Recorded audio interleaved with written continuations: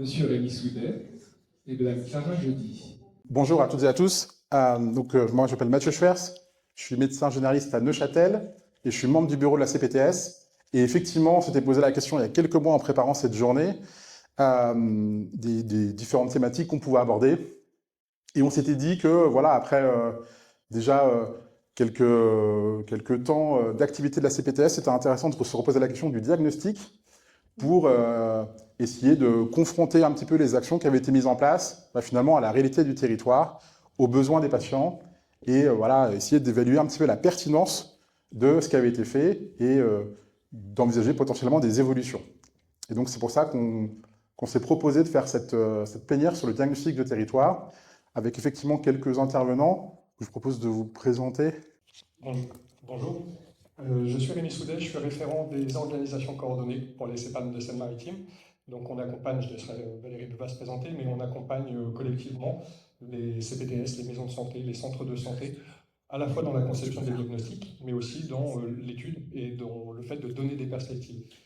Pour compléter ce que disait le Dr Schwartz, effectivement, le diagnostic, c'est une étape indispensable de ces projets.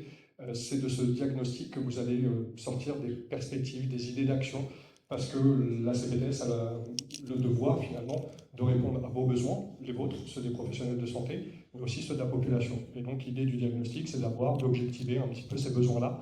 Il y a des choses très objectives, des chiffres, des stats, mais il y a aussi vous, votre ressenti, votre quotidien, ce qui vous mine dans votre activité, ce qui vous manque. Et c'est tout ça qui va vraiment être la réflexion et qui va construire le diagnostic. Merci. Valérie Buva, donc médecin conseil assurance maladie, à la fois référent sur les exercices coordonnés, mais aussi référent sur les établissements de santé, que ce soit les MCO et les médico-sociaux sur le territoire, peut-être qui s'étend même sur le Havre, et puis aussi encore pour les Prados. Merci de cette journée, de nous avoir invités. Merci aussi de nous avoir permis en tout cas de participer à ce diagnostic de territoire et aussi de laisser exprimer des propositions d'action que vous pourrez, les idées qu'on a au niveau de l'assurance maladie en fonction évidemment des missions qui nous sont confiées.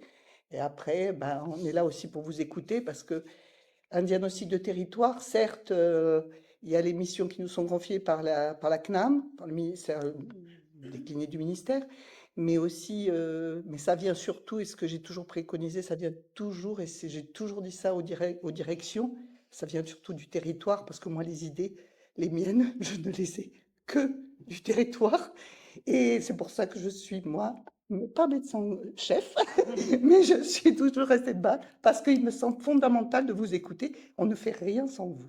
Bonjour, je suis Clara Jeudi, je suis chargée de développement territorial à l'ARS Normandie et plus précisément à la délégation départementale de Seine-Maritime. L'objet de la délégation, au-delà des fonctions un peu régaliennes qu'on peut lui trouver, on est aussi là pour accompagner les acteurs du territoire dans les actions qu'ils souhaitent mener. C'est aussi bien les CPTS que le montage des CLS, c'est les MSP, en lien évidemment avec la CEPAM. Enfin voilà, on intervient auprès des acteurs quand ils ont besoin et quand ils nous sollicitent aussi de soutien sur leurs actions. Voilà ce que je peux dire. Merci beaucoup à tous les trois. Donc, vous l'avez résumé, un diagnostic, ça sert à plusieurs choses. Ça sert à identifier donc, des besoins prioritaires en termes de santé, en termes de parcours, à identifier aussi des publics prioritaires. Et je pense qu'au cours de cette plénière, on va pouvoir identifier un certain nombre de publics prioritaires qui potentiellement sortent un peu des radars. Évidemment, d'orienter les missions. C'est aussi d'identifier les différents acteurs, parce qu'il y a des acteurs qui sont nombreux. Et donc, il y a des enjeux de coordination de ces acteurs et des missions qui mettent en place, qui est un enjeu qui est important. Et puis, évidemment, c'est donner du sens à ce qu'on fait et à ce qu'on va faire ensuite. Donc, moi, je vous propose déjà de débuter par une partie qu'on va essayer de rendre la plus interactive possible sur les grands axes du territoire, pour que ce ne soit pas un long pensum de 50 diapositives. Ne vous inquiétez pas, on va vous faire participer. Et l'objectif, justement, c'est voilà, d'essayer de vous confronter vous-même à la réalité de ce diagnostic. Et puis ensuite, on finira avec quelques questions qui nous semblent importantes. La première question, c'est quoi les trous dans la raquette? Certes, on a un diagnostic, on a beaucoup de données, mais est-ce que ces données, elles suffisent à refléter la réalité de la santé des patients du territoire? Bon, évidemment, la réponse, elle est non, et je pense que tout le monde s'accorde là-dessus, mais qu'est-ce qui nous manque comme information? Ensuite, quelle articulation avec les autres dispositifs existants? Et puis, finalement, c'est quoi le rôle de la CPTS dans la vie de ce diagnostic et son évolution? Donc, j'ai demandé à l'assurance maladie, à l'ARS, un certain nombre d'informations. Voilà, ça donne un petit peu cette impression-là, ce ressenti, quand tous les mails arrivent jour après jour. Peut-être refaire encore des nouvelles données. Voilà. Et puis après, il faut les lire. Voilà. Beaucoup. Oui, c'était ça. Beaucoup de chiffres. Mais bon, on arrive quand même à en ressortir un certain nombre de thématiques principales. Et évidemment, ces thématiques, elles ne reflètent pas l'entièreté de la santé de la population, mais ça nous semblait intéressant de présenter un petit peu ce diagnostic en le séparant en 4 grandes parties. D'une part, c'est quoi la population qu'on prend en charge et c'est quoi l'offre de soins qui essaie de répondre aux besoins de cette population. Ensuite, un point sur les maladies chroniques, et vous allez voir que parmi les maladies chroniques, il y a une maladie chronique particulière qui est responsable d'une morbidité et d'une mortalité très importante. Un point sur la prévention, et puis un focus sur souvent un élément qui est un petit peu en retrait dans les missions des différents acteurs, qui est la santé mentale. La CPTS, juste quelques chiffres rapidement, c'est près de 90 000 habitants, avec, voilà, vous vous en doutez, une densité de population qui n'est pas exactement la même que celle du reste de la France en orange, je crois, et de la Normandie en vert, une densité de population qui est bien plus faible, avec tous les enjeux que ça peut laisser entrevoir en termes d'accès aux soins. On va vous faire travailler un petit peu, et donc on a prévu un petit quiz pour travailler un petit peu sur ce diagnostic. Donc je vous invite à flasher ce QR code, et tout au long de cette présentation, il y aura une dizaine de questions pour essayer de construire ensemble les grands axes de ce diagnostic. Et donc une fois qu'on a dit qu'il y avait 90 000 personnes dans la CPTS, la question c'est de se dire comment cette population elle évolue, juste en chiffres. Et donc première question, en moyenne, sur une année au sein de la CPTS, est-ce qu'il y a plus de naissances que de décès? Est-ce qu'il y a autant de naissances que de décès? Ou est-ce qu'il y a plus de décès que de naissances? Très bien, donc vous êtes 3/4 à envisager qu'il y a plus de décès que de naissances, même un petit peu plus. Et effectivement, vous avez raison. Vous avez raison, quand on regarde un petit peu la manière dont la population elle s'accroît dans la CPTS, vous avez donc en orange la France, en vert la Normandie, donc on a une population, et en bleu donc la CPTS, on a une population qui s'est accrue de manière assez significative depuis les années 70, et puis voilà, on observe une stagnation en termes d'accroissement, et voilà, un taux d'accroissement qui commence à diminuer depuis quelques années, et c'est assez logique quand on compte le nombre de décès et le nombre de naissances, puisqu'il y a un peu plus de 1000 décès par an, et seulement 800 naissances pour venir compenser ces décès. Voilà, autrement dit, une population vieillissante, et surtout une population dont l'accroissement est difficile. Deuxième élément, en termes de mortalité prématurée, la mortalité prématurée, c'est la mortalité avant 65 ans. Et donc, ces diapositives, vous allez voir, il y en aura souvent dans la présentation. Le niveau de base, en orange, c'est le niveau national. Et donc, tout ce qui va dépasser ce niveau de base, c'est des taux de mortalité ou c'est des indicateurs qui vont être supérieurs aux indicateurs nationaux. Et donc là, si on compare le taux de mortalité prématurée de la CPTS au taux de mortalité français prématuré, on a plus 12% de mortalité prématurée chez les hommes et plus 7% de mortalité prématurée chez les femmes. Certes, c'est inférieur à ce qui se passe en vert en Normandie, mais c'est quand même significativement supérieur à ce qui se passe au niveau national.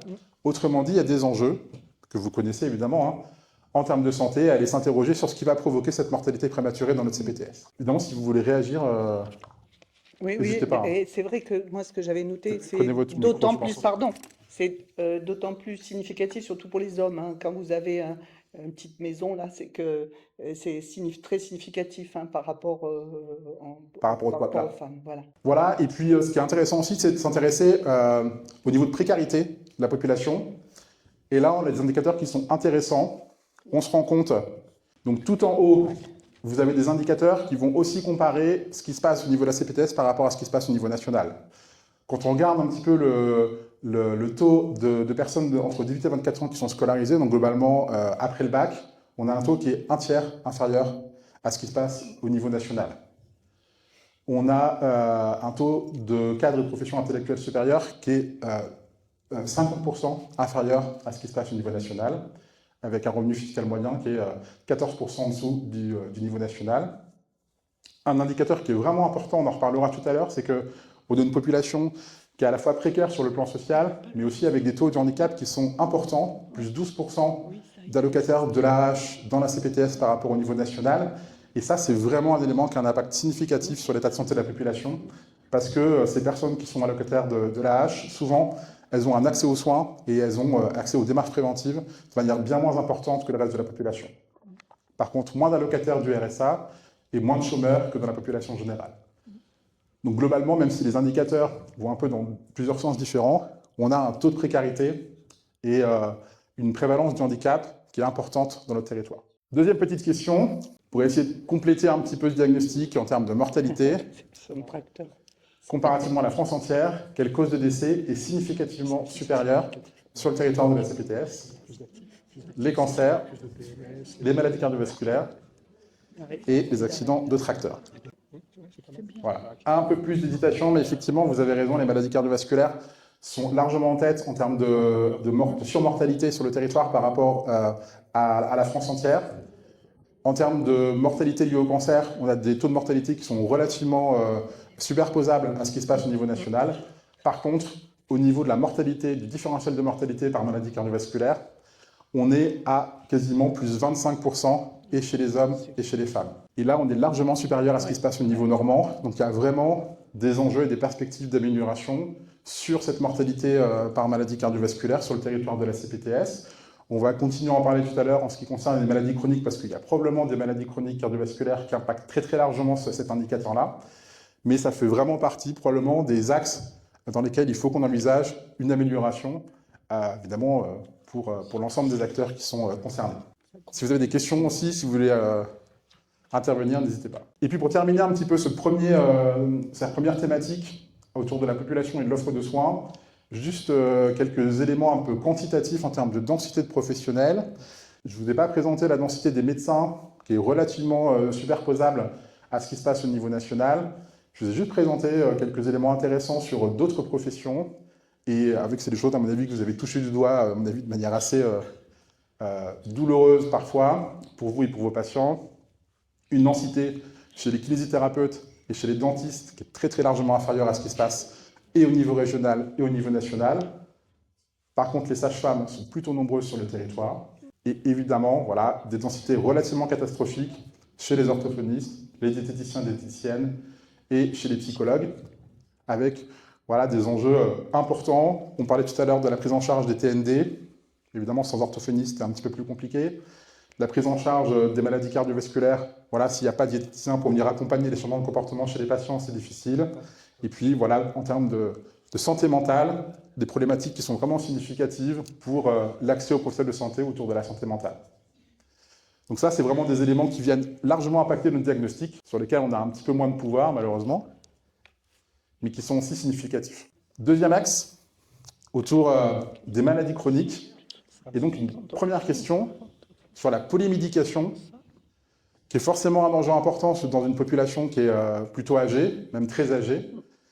Et donc, est-ce que vous savez quel est le taux de patients de plus de 65 ans du territoire qui ont au moins 10 médicaments sur leur traitement de fond? Eh bien non, vous vous trompez, là pour le coup, c'est 20%. Un patient de plus de 65 ans sur 5 a au moins 10 médicaments sur son ordonnance de traitement de fond.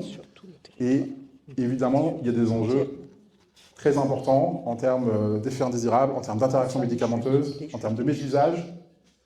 Et donc c'est là qu'on voit aussi tout le travail potentiel que peut mener la CPTS autour de la collaboration notamment entre infirmières, pharmaciens et médecins, et aussi avec le secteur hospitalier, pour travailler sur des bilans de médication partagés, par exemple, et travailler à la déprescription chez le sujet âgé. Je ne sais pas si vous avez des...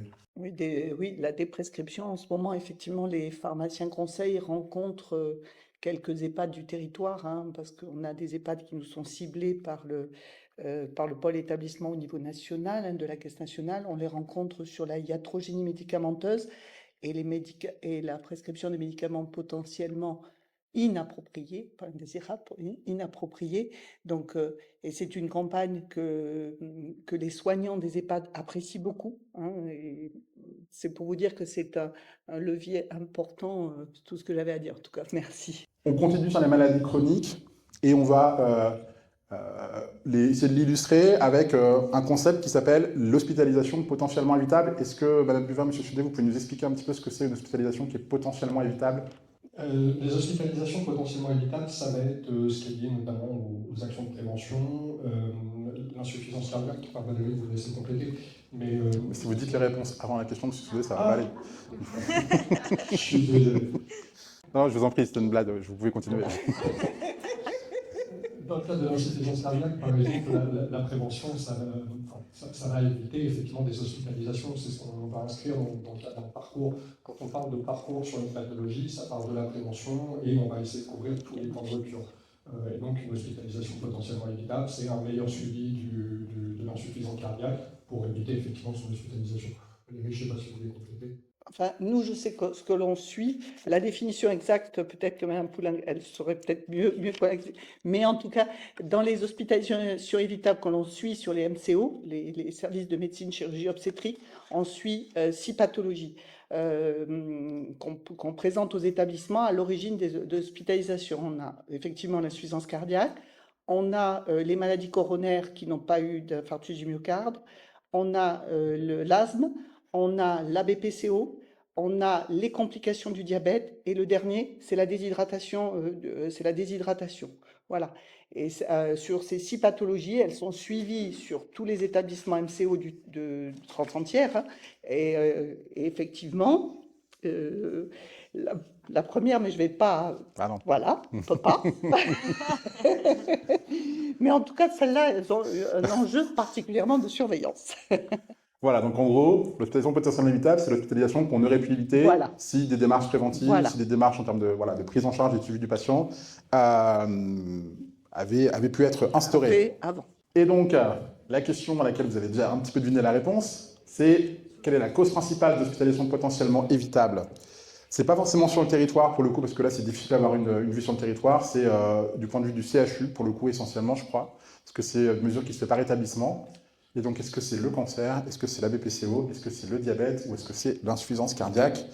Roulement de tambour. Voilà. Et bien si, c'est l'insuffisance cardiaque qui représente plus de la moitié des hospitalisations potentiellement évitables. Il y en a qui avaient mis 3% sur le cancer quand même, mais ils n'avaient pas bien écouté. Hein. Et donc, c'est pour ça que c'est intéressant de s'intéresser à cette maladie. Voilà, parce que en termes de morbidité, en termes d'impact sur la vie du patient, et l'hospitalisation, évidemment, ça a un impact sur la vie du patient, et on va le voir de manière assez cruelle tout à l'heure, c'est intéressant de s'intéresser à cette pathologie. Et donc, les patients insuffisants cardiaques, ils sont 1500 sur le territoire de la CPTS, sur 80 000 personnes environ, 90 000 personnes environ. Pour donner un ordre de comparaison, les patients diabétiques, c'est 6500 personnes. Autrement dit, il y a 4 fois moins de patients insuffisants cardiaques, mais ça reste quand même un chiffre très très important et avec une problématique importante qu'on ne va pas forcément aborder aujourd'hui, mais c'est celle du sous-diagnostic. Il y a beaucoup de patients insuffisants cardiaques dont le diagnostic est effectué lors d'une hospitalisation. Un ratio homme-femme qui est à peu près autour de 1, donc il y a autant d'hommes que de femmes insuffisants cardiaques, et une population qui est plutôt âgée. Et ça, c'est important, ça signifie que ces patients insuffisants cardiaques, ils n'ont pas seulement insuffisants cardiaques, ils sont aussi souvent diabétiques, hypertendus, coronariens. Voilà, ils ont une multimorbidité qui va venir impacter leur état de santé. Et donc, ces patients-là, c'est des patients pour lesquels il va falloir faire attention et les prendre en charge de manière très... très, très attention à eux, parce qu'ils ont des taux de mortalité qui sont assez significatifs. Et ça, c'est la première question. Et ça fait partie des résultats qui nous ont un peu surpris, évidemment, en regardant ce diagnostic. Quel est le taux de mortalité à 2 ans des patients insuffisants cardiaques? Autrement dit, si vous prenez tous vos patients insuffisants cardiaques aujourd'hui, et si vous allez compter combien d'entre eux sont vivants, ou sont décédés, pour le coup, pour répondre à la question, dans 2 ans, il y en a combien? 10, 15, 20 ou 25%. C'est ça, exactement. Si vous prenez tous vos patients insuffisants cardiaques, il y en a 1 sur 4 qui sera décédé dans 2 ans. Et c'est des chiffres qui sont quand même relativement significatifs, surtout quand on parle de 1500 personnes sur le territoire. Donc là, on voit qu'il y a des enjeux importants dans la prise en charge de cette maladie chronique, avec des actions qui sont déjà mises en place sur le territoire en termes de dépistage de l'insuffisance cardiaque. Il y a probablement d'autres missions à mettre en place. Et pour venir compléter un petit peu ce diagnostic, Deuxième question, c'est l'impact de l'hospitalisation sur la survie du patient. Et donc, chez les patients qui vont être hospitalisés et qui vont sortir de l'hôpital, 6 mois après, il y en a combien qui seront décédés? J'entends des propositions farfelues Oui, ça, on au premier rang.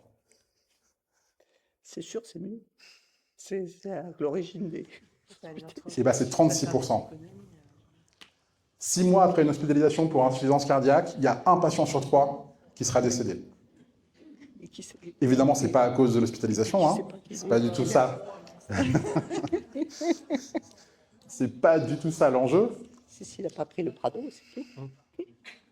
Tant pis. Mais c'est, voilà, l'hospitalisation, elle vient probablement identifier, voilà, des patients dont le diagnostic n'était pas forcément certain et dont la prise en charge n'était pas forcément optimale. Et ça vient casser un petit peu le parcours de soins et le parcours de vie du patient. Et ça provoque des taux de mortalité qui sont vraiment significatifs. Voilà, un patient sur 3 en sortie d'hospitalisation pour insuffisance cardiaque. Et c'est même pas forcément la 5e hospitalisation, hein. Ça peut très bien être la première hospitalisation. Un patient sur 3 sera décédé à 6 mois. Et aussi donc probablement des enjeux autour de ce qui va se passer en post-hospitalisation immédiat. Évidemment, il y a des enjeux en pré-hospitalisation, dans le dépistage, dans le diagnostic et la prise en charge. Mais en post-hospitalisation, préparer les sorties d'hospitalisation, essayer de coordonner un petit peu les différents acteurs, entre les acteurs médicaux, médecins, cardiologues, les infirmières, diététiciennes, pharmaciens, etc. Les infirmières qui doivent passer. Ouais. Passage des infirmières. Madame Buvage, ouais. si vous... Non, effectivement, le passage des infirmières, les examens biologiques, je ne sais pas si vous le montrerez après, mais ce qui m'étonne sur les profils, c'est le nombre. Il y a plus de visites de médecins généralistes sur une année que de visites d'infirmières sur une année, alors que le patient il a été hospitalisé. On devrait presque avoir 10 fois, je sais pas, on devrait avoir un passage d'infirmière par semaine sur une année et 4 visites ou 5 visites dans l'année de généralistes. Et bien c'est l'inverse. On a 4 visites de généralistes et on a dans 30%, vous verrez des chiffres. Enfin, on a des cas où on se retrouve, ce que je vois, enfin, je ne sais pas si vous avez peut-être prévu après de le dire, 25% de visites d'infirmières inférieures à une fois, quoi. Enfin, sur votre territoire, hein, je ne vous parle pas France entière, sur votre territoire, on a 25% des patients qui sortent d'hospice qui n'ont qu'une visite infirmière sur l'année. Et puis, dans 14%, ils en ont 3 maximum sur l'année, alors qu'ils sortent d'hospitalisation. Voilà. Donc, moi, je veux dire, dans le diagnostic, je me suis mis sur ce qui est faisable. Ce qui est faisable, c'est à votre niveau sur un territoire, c'est la biologie. Ce qui est faisable, c'est les visites infirmières, surtout qu'il y a des cotations qui sont spécifiques, qui peuvent être prises. Déjà, au moins pour améliorer la surveillance des patients. Voilà. Voilà, donc juste pour vous montrer quelques indicateurs et pour vous montrer qu'il y a des problématiques qui sont vraiment spécifiques à la CPTS, avec des taux de mortalité donc chez les patients insuffisants cardiaques autour de 25 à 30%, et notamment une surmortalité significative chez les femmes par rapport à ce qui se passe sur le reste du territoire de la Seine-Maritime. Ce différentiel de genre, voilà, on le retrouve pour d'autres maladies chroniques. Il est important à la fois pour le diagnostic, mais il est aussi important pour le suivi, alors qu'elle constitue, en termes de population, les mêmes effectifs que les hommes pour l'insuffisance cardiaque. Voilà les taux de mortalité dont on parlait aussi tout à l'heure après hospitalisation, qui vont aller jusqu'à 36% à 1 an. Et des taux de réhospitalisation qui sont aussi très très importants, puisque globalement, à 6 mois, un patient qui est sorti de l'hôpital a 27% de risque d'être réhospitalisé de nouveau. Donc si on cumule le risque de hospitalisation et le risque de décès, il ne reste plus grand monde à la fin des 6 mois. Voilà, donc voilà sur la partie maladie chronique. Évidemment, il y a d'autres maladies chroniques, mais c'était intéressant de faire un point sur l'insuffisance cardiaque parce que voilà, il y a un impact en termes d'hospitalisation, de morbidité et de mortalité qui est vraiment très très très important. Et c'est aussi parce que c'est la maladie pour laquelle on dispose du plus grand nombre d'informations. Il y a d'autres diagnostics qui vont arriver prochainement sur le diabète et sur la BPCO pour venir compléter un petit peu ces éléments. Mais probablement qu'on aura des indicateurs qui seront un petit peu meilleurs que ceux d'insuffisance cardiaque, au moins pour le diabète en tout cas. On passe à la partie prévention. Excuse-moi, Mathieu, j'avais une question. Ouais. Je t'en prie.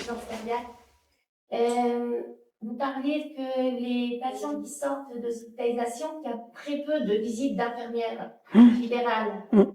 C'est d'où l'implication des infirmières qui doivent plus s'investir dans... Parce que les prados, ça ne dure pas... On peut nous renouveler en tant qu'infirmière, mais on ne peut pas planer des prados. Non, mais à la fois, vous avez effectivement les infirmières où vous avez 15 séances hein, de possibles si le patient est bien rentré dans le cadre du Prado ou qu'il est sorti d'hospitalisation sans Prado, mais que vous prenez. Mais après, on a regardé aussi tout ce qui est cotation infirmière, les BSI que vous pourriez prendre parce que ce sont des patients qui pourraient être prolongés par des BSI voilà. Et on a regardé tout même les passages infirmiers, on est allé même... Voilà, voilà, voilà. Il faut que ça soit nous aussi qui... Voilà, on va même jusqu'à l'AMI distribution des traitements dans le diagnostic en fait.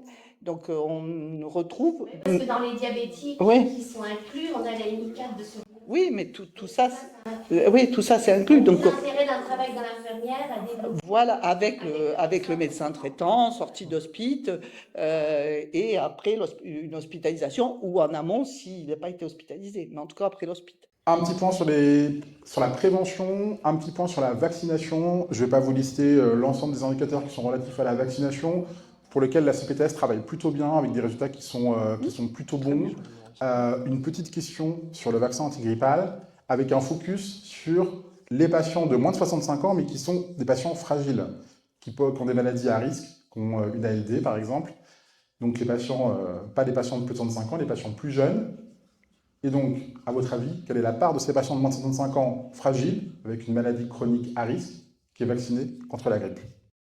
Ah, vous êtes encore plus pessimiste. C'est 31%, ce qui est déjà pas foufou. Et voilà, un patient sur 3. Et donc, probablement que si on va considérer ce champ des vaccinations, la question de la vaccination antigrippale et peut-être particulièrement des patients à risque qui sortent un petit peu du scope parce qu'ils sont moins âgés est significative. Ouais. Petite question pour la CPL. En tant que pharmacien, donc, on a assez peu de patients de moins de 65 ans qui sont à risque et qui viennent avec un bon de prise en charge. Donc, il nous arrive, nous, d'en établir quand même pas mal dans l'année. Est-ce qu'ils reçoivent tous un bon de prise en charge?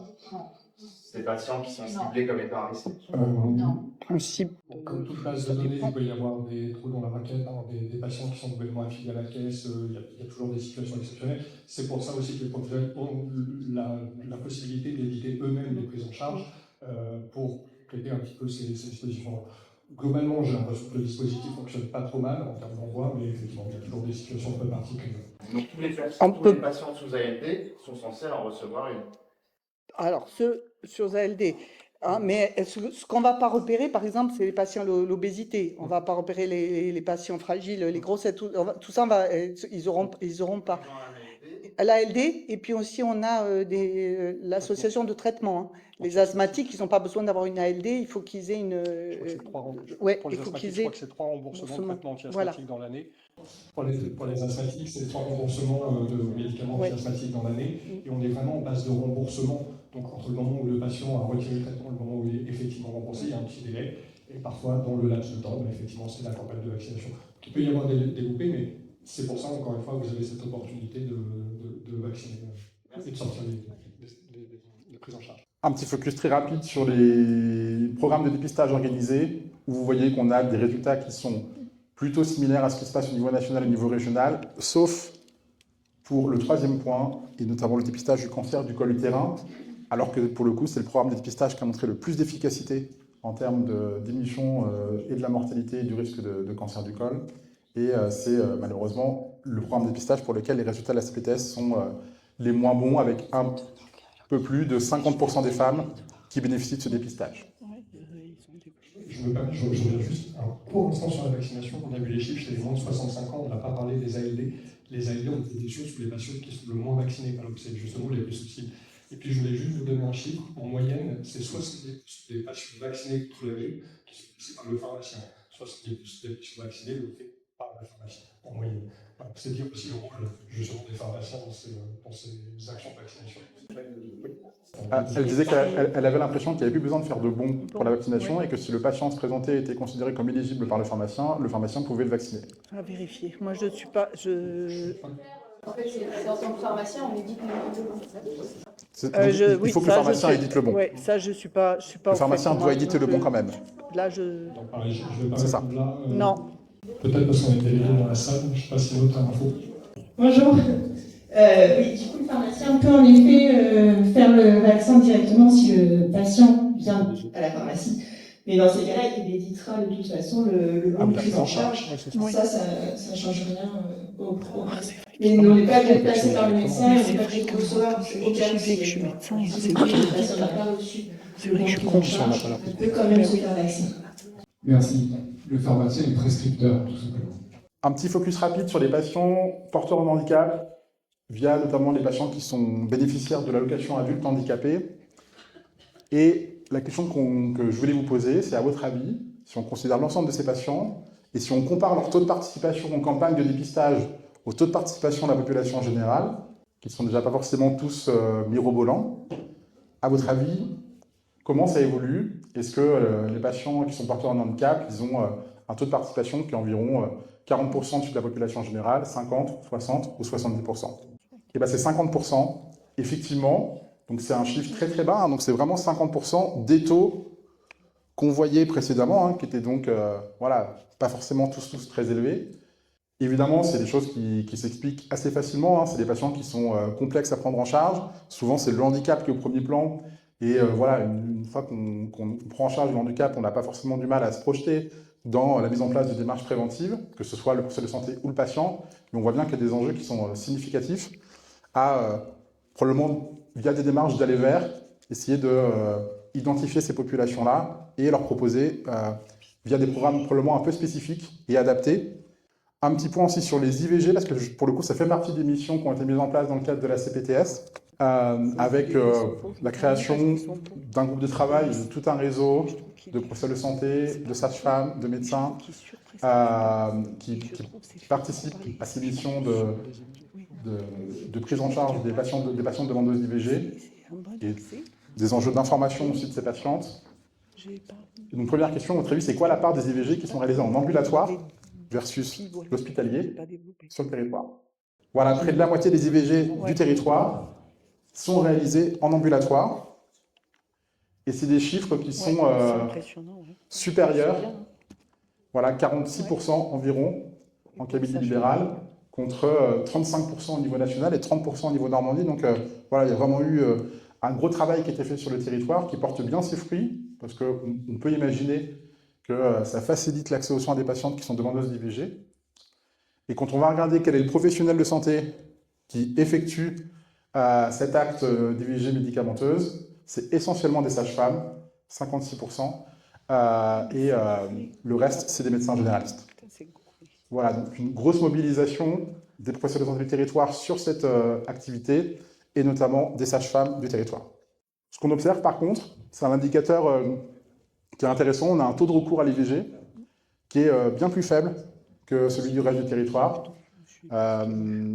Donc 11 femmes sur 1000, contre 15 au niveau régional et 17 au niveau national. Voilà. C'est un indicateur qui n'est pas forcément très simple à décrypter, parce qu'il peut aussi bien signifier que les choses se passent bien et que les femmes arrivent à contrôler un petit peu leur capacité à pouvoir être enceinte ou pas, et donc il y a moins besoin, mais ça peut aussi pouvoir signifier qu'il y a des difficultés d'accès potentielles à l'IVG qui ne sont pas comblées.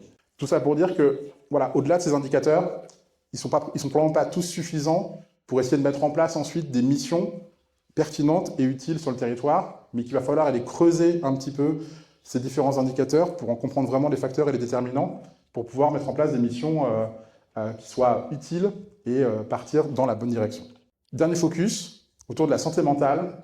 À votre avis, combien de personnes sur le territoire sont traitées par antidépresseurs?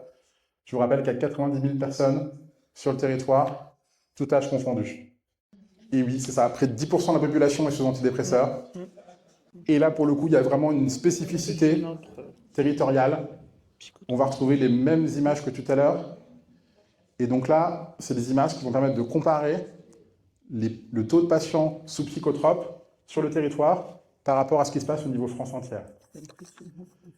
Plus 33% par rapport à la France de patients sous antidépresseurs ou sous thymorégulateurs. Plus 13% sous anxiolytiques. Plus 44% sous traitement hypnotique. Et plus 38% sous traitement neuroleptique. Voilà, autrement dit, on a vraiment une population qui est particulièrement fragilisée au niveau de la santé mentale. Ça s'exprime assez bien sur le plan médicamenteux. Madame Buvat, je ne sais pas si vous voulez venir compléter ce diagnostic. Bah, je m'arrête surtout au traitement hypnotique et au traitement anxiolytique, hein. Si je fais déjà ne serait-ce qu'un focus là-dessus, alors on n'a pas les tranches d'âge. Ce qui est dommage on aurait des tranches d'âge, on verrait que c'est plus 65 ans, on pourrait se dire, voilà, on reboucle la boucle. Je ne sais pas si vous parlez des chutes après, parce que moi j'ai relevé aussi, c'était les chutes, parce qu'il y a quand même, alors sur les chutes, j'arrive pas à retenir tout de tête, je suis trop bête. J'ai remarqué dans les chutes, il y a un surrisque chez les 65 ans et plus, avec plus d'hospitalisation et de décès. 65 ans et plus, le taux de séjour hospitalier pour chute est supérieur à la France et le taux de décès par chute est supérieur. Et ça, c'est significatif. Donc moi, j'ai bouclé, je me suis dit hypnotique, machin, basique, chute. Et on est, je parlais tout à l'heure à l'ARS, on est dans le plan chute des personnes âgées au niveau de l'ARS. Il faut rajouter absolument la iatrogénie médicamenteuse dans Et la polymédication, et la on parlait tout à l'heure, polymédication, on en revient à la polymédication. Je peux peut-être juste ajouter quelque chose sur la santé mentale. C'est un sujet qu'on retrouve vraiment sur l'ensemble du territoire, pas que chez vous. On sait déjà, c'est une des priorités gouvernementales de l'année. On ne va pas revenir dessus. Par contre, ce qui peut être intéressant pour vous, c'est qu'on est dans la réécriture du plan territorial de santé mentale. Ce sera le 2e du territoire. Et dans les publics qui ressortent à cibler plus particulièrement dans ce plan, on a les jeunes, on pourra en reparler plus tard je pense, et évidemment les personnes âgées qu'on oublie souvent en fait dans ces sujets, et j'imagine que vous avez parlé du risque suicidaire après, mais voilà, sachez que vous allez aussi pouvoir vous appuyer sur ce type de dispositif pour les actions que la CPTS peut mener sur la santé mentale. Voilà, il y a beaucoup d'acteurs sur le territoire qui s'emparent du sujet et enfin voilà, ce sera aussi des ressources pour vous pour travailler. Donc effectivement, une des manières d'envisager un petit peu ce qui se passe au niveau santé mentale, c'est de regarder ce qui se passe au niveau médicamenteux. Une autre manière qui concerne évidemment moins de patients, encore heureux, mais qui est malheureusement assez toujours spectaculaire, c'est la question du suicide. Voilà, surmortalité par suicide, on regarde de la France hexagonale, plus 65% sur le territoire, 2 fois plus que ce qui se passe au niveau régional. Voilà, autrement dit, c'est aussi un indicateur qui est très très parlant, même si le nombre de suicides il reste voilà, limité. Il y a des différentiels par rapport au reste de la région et au reste du territoire national qui sont significatifs, évidemment, qui vont aussi dans le même sens que ce qui se passe au niveau médicamenteux. Et puis un autre indicateur aussi de l'état de santé mentale de la population, c'est tout ce qui va se passer au niveau des addictions. Et donc, si on s'intéresse, ça fera partie des dernières questions, au taux de mortalité du territoire, et si on compare le taux de mortalité à ce qui se passe au niveau national, à votre avis, notre territoire il est surtout marqué par un taux de mortalité élevé lié au tabac chez l'homme, lié au tabac chez la femme, lié à l'alcool chez l'homme ou lié à l'alcool chez la femme. Si on compare ce qui se passe au niveau de la CPTS par rapport à ce qui se passe au niveau national. Évidemment, vos réponses, voilà, elles reflètent les représentations qu'on a tous, que l'alcool, c'est essentiellement un problème masculin. Voilà. Quand on regarde ce qui se passe à gauche, en termes de surmortalité, la surmortalité qui est liée à l'alcool chez la femme, c'est plus 45% par rapport à ce qui se passe au niveau national. Évidemment, chez l'homme, c'est plus 38%, c'est aussi très important, mais il y a probablement des difficultés de repérage et de prise en charge de cette problématique-là chez nos populations féminines. Plus 10% de mortalité liée au tabac chez l'homme, pour le territoire également. Voilà, mais probablement un enjeu en termes d'identification et de repérage et de proposition d'accompagnement chez ces patients dont on imagine qu'au-delà de la problématique d'alcool, au-delà de la problématique de santé mentale, il y a probablement plein d'autres problématiques biopsychosociales qui sont liées à la précarité, qui sont liées à la violence et qui viennent compliquer leur prise en charge. Voilà pour cette présentation. Donc il y a pas mal de chiffres, mais ça nous permet quand même d'avoir une vision assez, voilà, qui commence à se préciser un petit peu d'état de santé de notre territoire. Et ça nous semblait intéressant. Et donc là, on vous propose juste pendant quelques minutes, si vous avez des questions, et notamment si vous, de votre côté, vous identifiez des éléments qui ne vous semblent pas forcément être reflétés par les indicateurs qu'on vous a proposés là. C'est intéressant d'en discuter parce qu'on va probablement bénéficier au fur et à mesure, là, dans les prochains mois et les prochaines années, de nouveaux outils pour justement compléter ces indicateurs et essayer de faire en sorte qu'ils soient le plus pertinents et qu'ils nous permettent vraiment d'avancer. Et donc voilà, c'est ma première question, c'est de votre point de vue, est-ce que vous identifiez des problèmes de santé, des thématiques qui ne sont pas reflétées dans les indicateurs qu'on vous a présentés là et qui vous semblent significatives et méritées que la CPTS ou que les différents acteurs s'y penchent? Je pose la question à tout le monde. C'est juste une remarque, en fait, c'est vrai que jusqu'à présent, enfin, ça a changé depuis quelques années, mais on pointait surtout les problèmes gériatriques, finalement. Et là, on se rend compte qu'on est plus ciblé sur les pathologies chroniques. Et, enfin, finalement, peut-être qu'on a oublié pendant un certain temps, d'un point de vue national, enfin, on est tous, voilà, on a ciblé la personne âgée, on a peut-être un peu oublié les patients plus jeunes, précaires. Voilà, c'était une simple remarque, mais il y a quand même, malgré tout, toujours la problématique des patients âgés, des troubles cognitifs, etc. quand même, que nous, on voit beaucoup passer aussi à l'hôpital. Voilà, mais c'était une simple remarque. C'est vrai, mais à mon avis, je pense qu'il ne faut pas non plus sous-estimer notamment la part des addictions chez les sujets âgés, hein, et la part de la problématique de l'alcool chez les sujets âgés aussi, quoi. Ouais. Ouais, ce qui nous manque, c'est les âges. Ce qui nous manque, là, c'est les âges. En faisant l'analyse, à chaque fois, je me suis dit, c'est les âges, ne serait-ce que, excusez-moi, hein, pour la santé mentale. J'ai dit, il y a on ne va pas raisonner pareil entre le jeune et on a le taux de psychotrope, mais il nous manque l'âge. Et on a aussi la problématique, je vois, sur la désinsertion, parce que dans ce taux de psychotrope, on a aussi toute la population des actifs avec la problématique, l'assurance maladie, de l'arrêt de travail, avec entre guillemets, toutes les histoires de burn-out et de gens, parce qu'on n'a pas regardé, mais avec les taux d'invalidité qu'on met, parce que les patients, ils sont en souffrance morale, ils restent en arrêt de travail, ils se retrouvent en invalidité. Et donc, toute cette tranche-là sur cette santé mentale, et les gens âgés dont on a parlé plusieurs fois. Moi, je m'étais dit, il faudrait qu'on ait vraiment les âges pour pouvoir mieux affiner au moins le diagnostic de manière plus simple déjà. Quid du handicap? Est-ce que le généraliste repère les TND, repérage précoce, repérage plus tardif, voilà. Merci. Il y a un atelier juste après dessus. Il y aura une restitution de cet atelier sur le TND. Voilà, on n'est pas passé à côté de la santé mentale complètement dans la création des ateliers, parce que là, on a quand même réfléchi au bureau avant d'avoir le diagnostic pour la création de ces ateliers, et c'est même un peu perturbant, de se dire mince, on n'a rien sur le suicide, on n'a rien. Heureusement, on a un atelier sur la santé mentale des soignants, parce que peut-être que si nous on est bien, on arrivera mieux à soigner nos patients.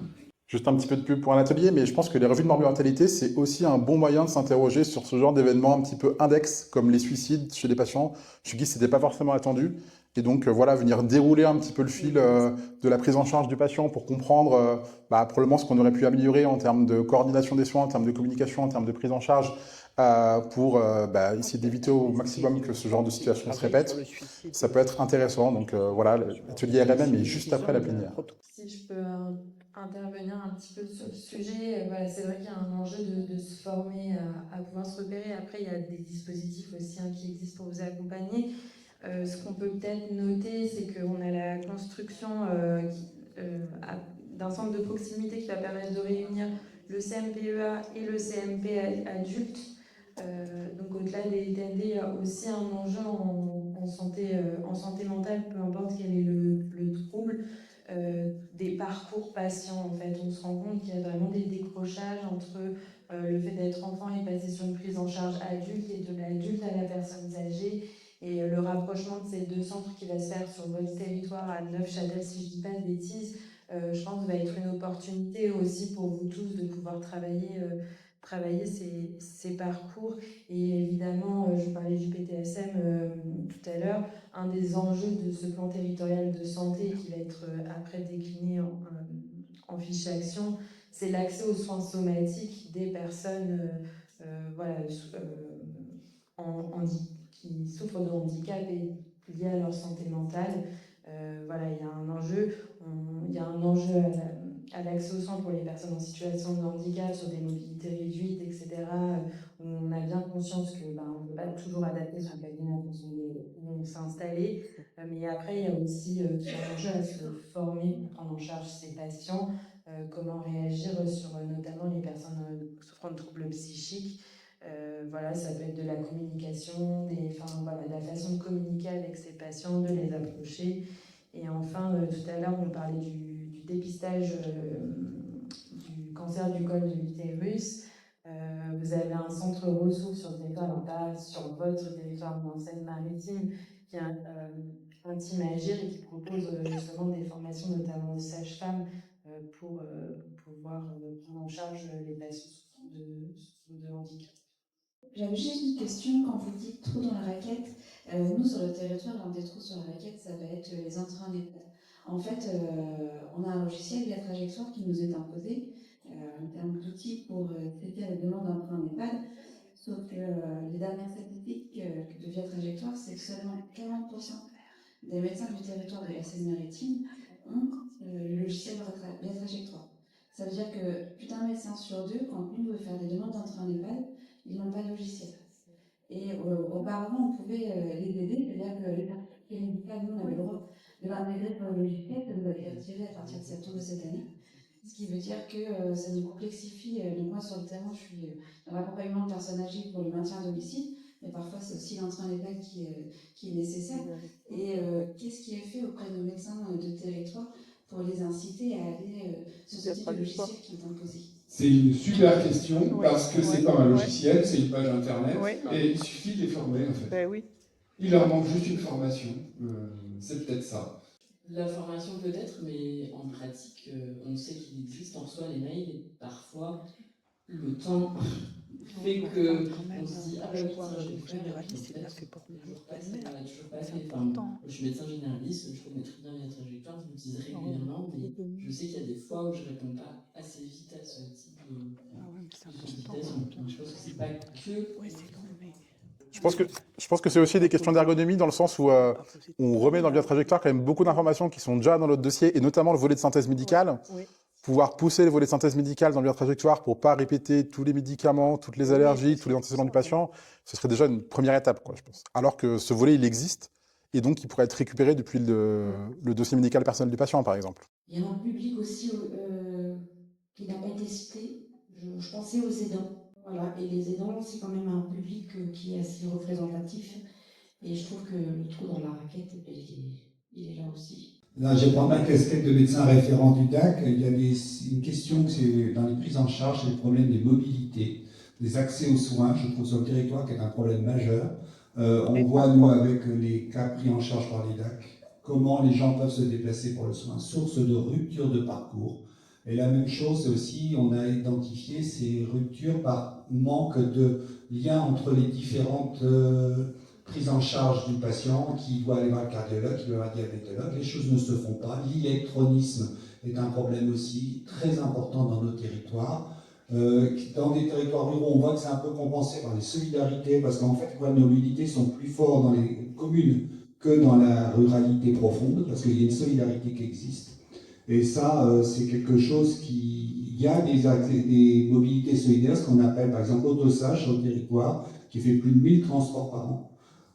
Et ça n'apparaît pas. Et c'est une source, je rappelle, de rupture de parcours, de soins, qui est importante. Et ça, je pense que la CPDS pourrait s'emparer aussi de ces questions qui sont majeures pour moi, parce que plein de gens échappent aussi à une bonne prise en charge pour des problèmes aussi pratiques que ça.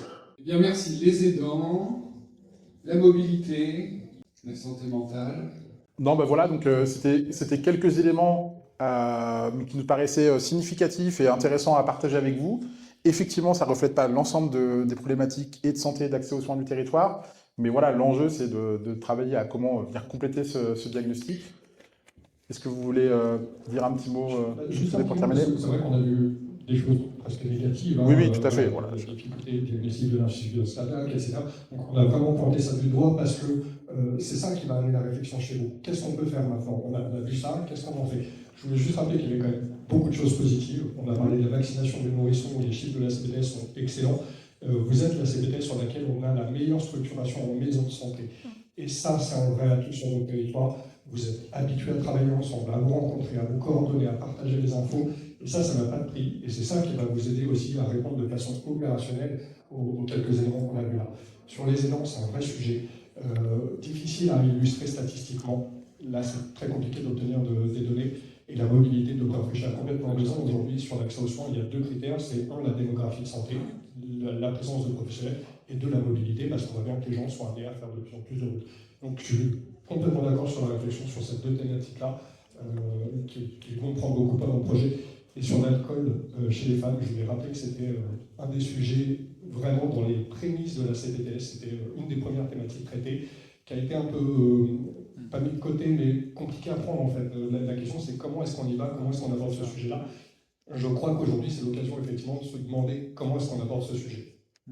Et puis effectivement, vous travaillez quand même, je vois, vous avez des actions qui sont mises en place sur le diabète, déjà, bien travaillé. Vous avez travaillé sur la filière visuelle, les soins palliatifs aussi, parce que, et ça se structure de plus en plus, l'IVG, le sport santé. Alors là, c'est vrai que c'est quand même, vous êtes porteur, donc à partir de ça, vous allez quand même pouvoir intervenir sur tout le cardiovasculaire. Et puis après, tous les dépistages, vous avez, en reprenant toutes vos actions, vous avez quand même ça.